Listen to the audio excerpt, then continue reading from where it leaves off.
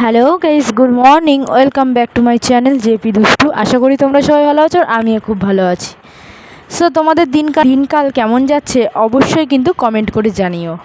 আর ভিডিওটা যদি ভালো লাগে একটা লাইক, কমেন্ট, শেয়ার আর সাবস্ক্রাইব করতে ভুলো না। সো চলো শুরু করা যাক।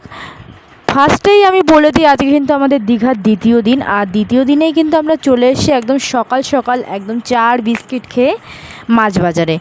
সো এটা কিন্তু ছিল একদম ওল্ড দীঘা। আর আমাদের যে হোটেল নিয়েছিলাম, হোটেলের মাছ বরাবর বললেই চলে।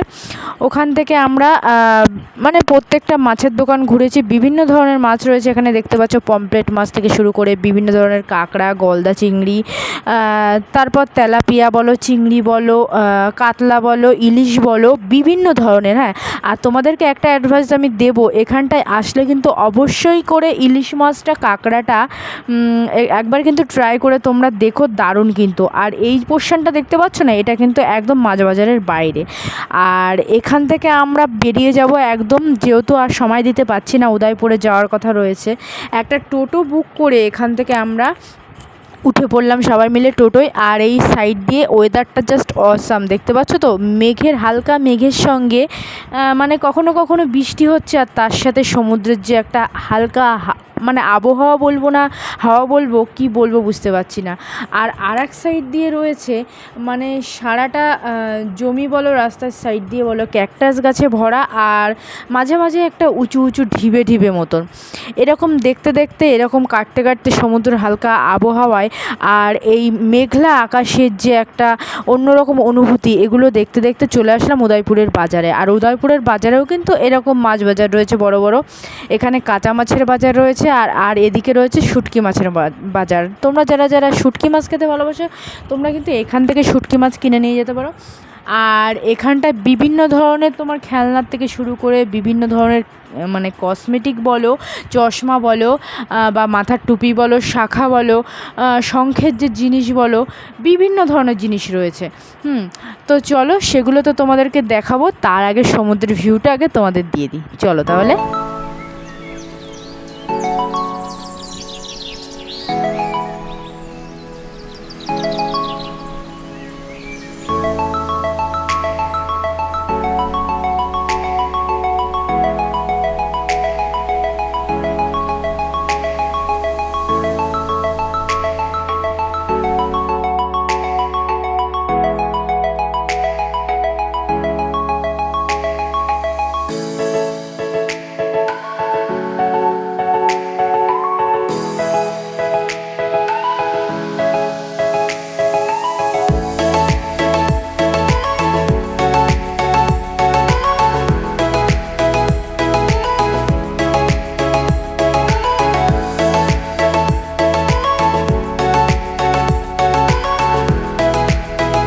তোমরা দেখতে পেলে তো, এখানটায় বিভিন্ন ধরনের দোকানপাট রয়েছে। আর এই যে পুরো সমুদ্রটা জুড়ে একদম পুরো মেঘেই মেঘ ভরা। আর এদিকে তোমাদের দাদাভাই দেখো কতটা আনন্দ পাচ্ছে, মানে হাত দিয়ে ঘুরিয়ে ঘুরিয়ে, দেখতে পাচ্ছ, পুরো একদম অনুভূতিটা নিয়ে নিচ্ছে। আমিও কিন্তু খুব অনুভূতিটা নিচ্ছিলাম, আর এর সাথে হালকা ঠান্ডা আবহাওয়া দিচ্ছিলো। চলো সামনে এগিয়ে দেখব।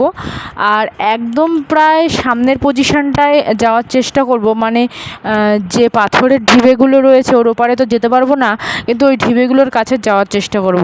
দেখি আমার কপালে কি আছে। চলো তাহলে। তোমাদের দাদাভাই কিন্তু আমাকে নিয়ে যাচ্ছে, আমি যেতে চাইছিলাম না, তাও তোমাদের দাদাভাই বললো চলো ঘুরে আসি। এই যে দেখতে পাচ্ছ, ওর ওপারে কিন্তু যাওয়া যাবে না, যাওয়ার কিন্তু বারণ রয়েছে। আর এখান থেকেই আমি ফটো ভিডিও যা করার করে নেব। আর দেখো আমার কপাল, ফটো ভিডিও করতে করতে পুরো জল এসে একদম আমাকে পুরো ভিজিয়ে দিয়ে গেল পিছন দিক দিয়ে। ক্যামেরাটা নড়ে গেছে, বুঝতে পারলে তো, ক্যামেরাটায় কিন্তু হালকা জল লেগেছে, কিন্তু কি করার, নিজেই বেশি ভিজেছি। যাই হোক, এদিকে ভিজতে ভিজতে চলে আসলাম। এদিকে ওরা ফটো তুলেছিল, ফটোগুলো বের করে নিচ্ছিল। আর এদিকে আমি ঘোড়া দেখছিলাম, ঘোড়ায় যদিও বা চড়িনি। আর এদিকে ব্রেকফাস্টে অর্ডার দিয়েছিলাম ডিম টোস্ট আর লুচি আর ঘুগনি। ডিম টোস্টটা কিন্তু 25 টাকা করেছিল, লুচি ঘুগনি কত করেছিল জানি না। যাই হোক, এই খেয়ে দিয়ে এখন চলে যাবো। আজকের মতন এই পর্যন্ত, বাই বাই।